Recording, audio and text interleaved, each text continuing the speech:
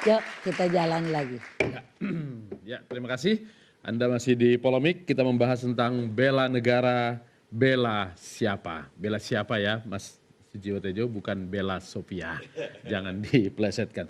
Tadi Cepopong menyebutkan bahwa 70 tahun yang lalu, tanpa latihan, tanpa diminta untuk memerdekakan Indonesia, rakyat serentak bergerak.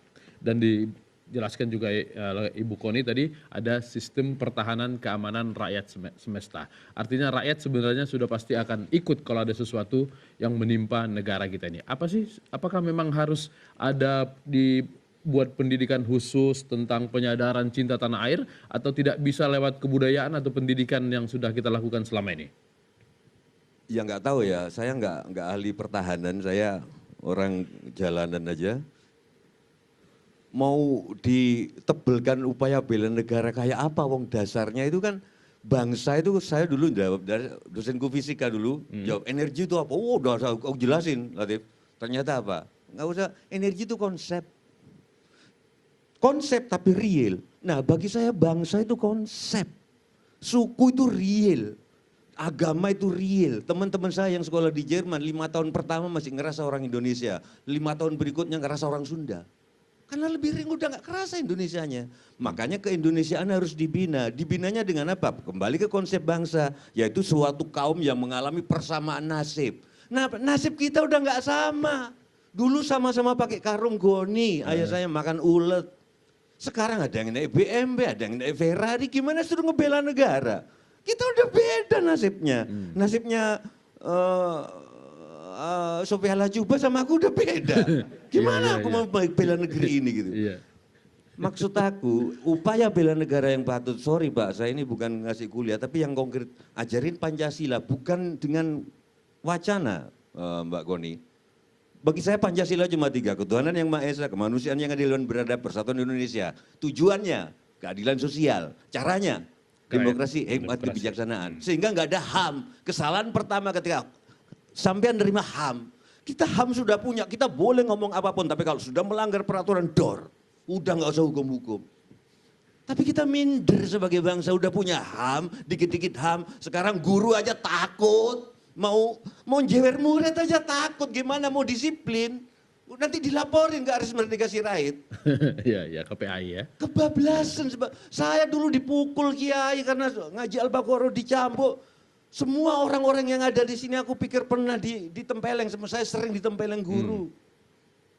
Sekarang dan itu pendidikan yang real milik Indonesia. Bangsa Indonesia yang akan bersaing di masyarakat ekonomi Asia ini nggak pernah dipukul gurunya karena gurunya untuk marah ke anak telepon orang tuanya takut dituntut.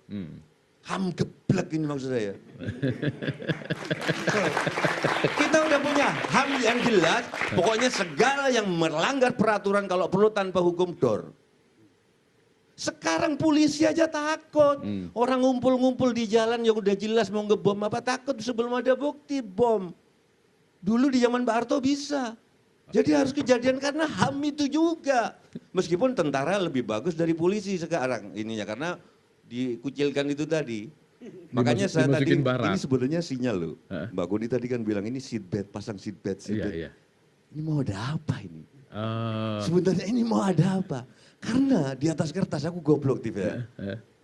Tentara ini dicintai rakyat loh sekarang karena nggak punya peran apa-apa. Jadi penjaga truk nggak boleh, untuk ngantar motor jadi penjaga kafe nggak boleh, nggak ada ciperan apa-apa loh.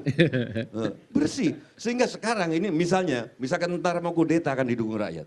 Oh, jadi yang pasang seatbelt itu tentara atau rakyat? Nah itu aku nggak tahu ini ya. Dari tadi kan aku sinyalin dari Pak Koni. Ini seatbelt apa ini Pak? Ini ada apa? Yang aku tahu kan perang Pasifik antara Amerika, jalur Amerika ini. Saya sorry goblok, tapi agak pinter dikit. Sama konstelasinya dengan Cina kan. Nah apakah itu atau apa yang disebut? Kok saya dari tadi berapa kali coba? Ini seatbelt. Pak Ramjita pasang sebagai badan, pramugara gitu ya. Karena saya punya hitungan. Ini misalnya, tentara kudeta akan didukung, dicintai rakyat sekarang. Karena bersih, nggak jaga apa-apa, nggak bisnis apa-apa.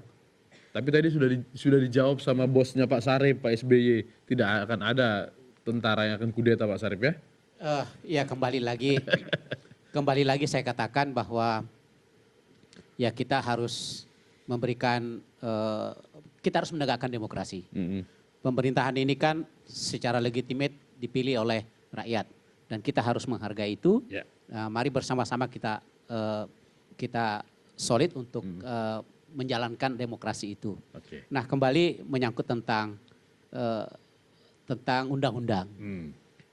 Ya, suka atau tidak suka bahwa sistem pemerintahan ini di dalam hal membuat undang-undang itu harus kita patuhi. Nah, kalau memang ternyata ada sesuatu yang dirasa menghambat ataupun kurang akselerasinya, maka sebenarnya diisyaratkan bahwa pemerintah juga bisa membuat undang-undang melalui Perpu. Jadi sekali lagi saya katakan, kalau bekerja tanpa konsep, kalau bekerja tanpa prosedur, yang pada dasarnya adalah bagus, Hasilnya nanti hasilnya menjadi juga tidak bagus. jadi jelek. Oke. Karena terus terang aja sesuai dengan saya membaca apa yang disampaikan oleh Pak Wapres, JK, dia mengatakan bela negara itu harus sesuai dengan undang-undang. Dijalankan harus berdasarkan undang-undang. Jadi sekali lagi kalau tidak sesuai dengan undang-undang ya itu melanggar Pak konstitusi. Sarip, Ya. bisa nanya, sorry. Bagaimana kalau kita ngajarkan Pancasila aja, tapi konkret. Misalnya setiap TKI yang mau keluar dicegat oleh orang-orang kaya itu. Dicegat, ngapain kamu ke Arab? Sana ikut Pak Sarip Hasan. Loh, kita gotong royong ini Pancasila. Iya, Terus iya, setiap iya. orang ngemis-ngemis investasi asing, itu loh. Kita kan gotong royong. Baik. Tadi kata Cepopong, tanpa persiapan. Minta bantuan Raja Ternate, minta bantuan pesawat dari Aceh. Bung Karno kan? Kenapa kita sekarang nggak gitu katanya gotong royong Pancasila. Yuk kita rembuk bareng ini kita yuk bandingkan. Kenapa harus ngemis-ngemis investasi asing? Selama masih ada ngemis-ngemis investasi asing jangan harap kita mencintai Pancasila karena itu bukan Pancasila. Kita gotong royong bandingan. Yuk, lu punya berapa? Yuk bikin tol. Di sini aja 250 juta. Satu orang yang miskin nyumbang 10.000, yang taipan cukup. Jadi nggak usah keluar negeri ya. Aku heran kata, di mana Pancasila? Baik. Jadi Gimana? betul. Jadi sekali lagi, kalau apalagi saya melihat wacananya dikatakan dianggarkan 500 triliun. Nah, ini Itu angka luar ini biasa. dari mana, Jadi Pak? persoalannya dari mana uangnya ini? Angka 500 triliun ini Saya apakah nggak ngerti kalkulatornya Pak Menteri Pertahanan, saya nggak ngerti ini. Sementara anggaran Kementerian Pertahanan itu hanya 96 triliun. Ya itu sudah meliputi semuanya. Nah kalau 500 triliun itu dibagi 10 tahun, berarti ada penambahan 50 triliun. 50 triliun khusus untuk hanya satu program bela aja. negara. Jadi saya katakan kalau memang itu yang dilakukan, saya katakan ini suatu mimpi. Mudah-mudahan menjadi realita. Oke. Makanya, sorry ya. Pak, makanya tadi misalkan 2 TKI aja yang mau keluar negeri dicegat suruh ikut ke Pak Sarip Hasan. Iya. Terus itu kalau ada apa pasti bela negara, Pasti, Pak. Bener, pasti. Gitu loh. Nggak cuma bela Pak Sarip, dia bela Iya, negara. bela negara. Pak Faisal. Ikut Pak Sarip itu dulu, Mas. Ada lah, masa nggak ada kerjaan gitu loh. Pak Faisal dulu. Ada sempat mengemuka angka 500 triliun dari Kementerian Pertahanan? Tadi sudah saya katakan bahwa ini bukan program baru, Pak. Eh? Ini program yang sudah kita lakukan sejak jauh dulu, Iya. 15 tahun yang lalu. Artinya tidak ada penambahan anggaran, tidak ada. Ini hanya pengalihan, bukan pengalihan, tetapi program yang lama ini kita bentuk gerakan secara nasional. Iya. Artinya tidak ada lagi namanya penambahan sampai angka sebesar itu. Tidak ada sama sekali. Jadi pembinaan kesadaran bela negara ini sudah merupakan program yang sudah kita lakukan sebelumnya. Dengan dana yang sudah Sudah ada. tanpa minta lagi ke DPR. Tidak ada. Oke. Bahkan program kegiatan anggaran ini sudah disetujui oleh Komisi 1 dan kita sudah duduk sama-sama. Apa programnya Pak? Kok Pak Sarip Pembinaan- Komisi 1 nggak tahu? Nah, kalau udah menyebut 500 triliun ya mungkin Ibu Kon yang bisa menjelaskan itu nanti. Nah, ini 100 juta kader selama 10 tahun. Ya, jadi bisa saya Artinya jelaskan begini. 10 juta kader per tahun, per bulannya 833.000. Itu kalau dihitung secara seperti itu, Pak. Iya. Jadi sebenarnya yang kita rencanakan, kita sudah melihat ke belakang sejak 20 tahun yang lalu, Kementerian Pertahanan dan kementerian lainnya sudah membentuk kader-kader. Sekarang ini kita sudah mendata ada lebih kurang 67 juta kader di Indonesia sudah ada sebenarnya. Sekarang ini sudah ada 67. Sudah ada, karena kan pendidikan seperti disampaikan tadi itu dia adalah membentuk kader. Jadi Saya- tanpa ikut program bela negara yang 19 Iya. Oktober besok Jadi dibuka apa sudah yang ada kita 67 juta. sudah. Jadi apa yang kita lakukan terhadap 67 juta ini, Iya. kita hanya menstandarkan mereka saja. Hanya kegiatan 1-2 hari untuk membangkitkan lagi semangat mereka. Hanya tinggal sisa 33 juta. Iya. Nah 30 juta inilah yang mungkin kita perlu mengikuti pendidikan yang bentuknya reguler.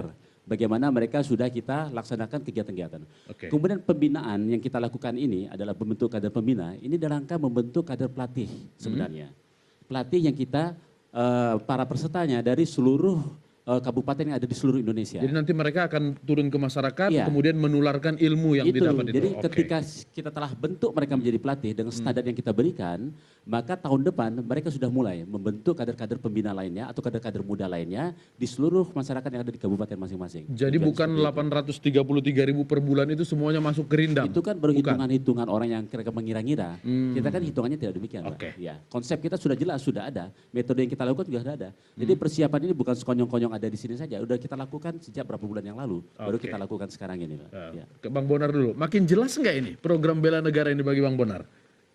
Makin kabur. Kabur. Entah lari kemana. Ah. Karena memang ya harus didudukan sesuai dengan porsinya. Mm-mm. Jadi kelihatan jelas sebetulnya karena kekecewaan bahwa RU komponen cadangan, RU bela negara, hambatan DPR, kemudian dicobalah dicari manuver untuk bentuk bentuk bela negara. Oke. Dan ketika dikejar, apakah bela negara itu sama dengan wajib militer? Oh Tidak. beda. Ah. Nanti gimana? 30% ada latihan fisik, ini begini. Ya. Nanti berubah lagi. Selalu berubah. Cek saja lah. Setiap kita kritisi, itu semakin tidak jelas, kabur. Oke. Apalagi kemudian kalau DPR sendiri dengan segala pun mempertanyakan. Mm-mm. Jadi memang sebaiknya cobalah kita bukan tidak mengatakan bahwa pentingnya nasionalisme dikembangkan, cinta tanah air ditumbuhkan, tetapi digunakan dengan cara dan metodologi dan konsep yang jelas. Oke. Itu satu. Kedua, mengembangkan hal-hal semacam itu haruslah multi track, multi bentuk. Dan konsep tentang pendidikan kewarganegaraan untuk jenjang pendidikan dan kemudian pengembangan profesi itu sudah jawaban yang tepat. Profesi bukan berarti profesi pengacara, profesi dosen, tapi juga buruh tani, buruh pabrik, itu adalah profesi. Oke. Jadi mereka juga harus ditumbuhkan. Dan ditumbuhkan itu adalah menghargai mereka. Dan Bukan membiarkan mereka Tidak mesti dengan cara dengan tidak semacam itu. Maka saya bilang tadi, kenapa orang bisa cinta Indonesia dan kemudian fanatik terhadap Persib, Ya. gitu? Karena mereka merasa bahwa itu memang identifikasi mereka. Tapi sekarang ini memang harus diakui bahwa, aduh, kok Indonesia dibanding negara tetangga kok begini ya? Memang ada sedikit, saya ada erosi sedikit gitu. Tetapi itu satu tahap yang memang mau tidak mau harus dilalui dan ini tugas kita bersama lah Boleh untuk saya membangkitkan tawarkan kembali. sesuatu Pak Bonar? ya. Saya sih masih baik, saya nggak nyuruh Pak Bonar jadi kementerian mana. Pak Bonar main-main ke Kementerian Pertahanan. Jadi begini Pak, jangan pikir bahwa kita meninggalkan yang lain tadi. Jadi dalam program ini ada yang namanya disebut kita dalam pembinaan lingkungan pendidikan, ada Lingkim kalau nggak salah lingkungan pemukiman, kemudian ada Lingja, lingkungan pekerjaan. Jadi semua elemen itu sudah dijalankan. Tapi terus saya mau komentari Bapak pinter kita ini. Kalau tadi ngomong seatbelt Pak, Ya.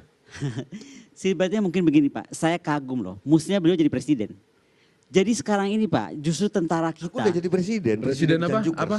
Janjukers. Serius. Ya, ya. Bang, tentara takut ngapain, polisi takut ngapain, guru takut ngapain, karena memang HAM kita udah super kebablasan. Coba, iya kan? Jadi kalau sekarang kita punya presiden yang berani seperti Pak Harto kan, dia tadi bilang Iya, begitu. iya. Ya sudah Pak, betul. Sekarang yang benar-benar melanggar, the door. Separatisme yang bikin ulah nih, ya saya kalau boleh ngomong Pak, Aceh itu sebenarnya nggak usah pakai Helsinki segala rupa, itu udah beres sama tentara kita kok. Cuman begitu mau beres, politisi bisa bikin aturan stop.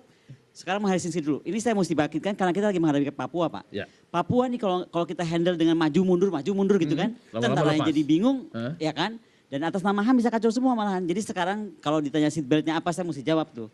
Teman saya sekarang jadi dokter dan ahli listrik, tak kasih tahu orang Jember. Dia kalau nggak belajar, Jawa Popong, nggak belajar, digantung di atas sumur sama bapaknya. Waktu muda dulu. Waktu SMP. Oke. Sebelum ada ham-ham gini, sekarang jadi orang. Ya, oke, baik. Ya, Cepopong. Cepopong dulu waktu muda diajarin begitu juga? Digantung di sumur? Hah? Enggak ya? Cepopong yang ngegantung diri. Baik, sedikit. Ya. Ya. Kalau Coba Pong tadi mengatakan tanpa persiapan adalah tanpa persiapan fisik maksud Coba Pong. Tidak ada belajar baris berbaris. Mentalnya? Tidak. Nah, justru yang ada adalah persiapan mental dan jiwa. Oke. Kebangkitan nasional, nation building. Sumpah Pemuda, karakter building. Itu yang menjadi persiapan sampai menang. Horse.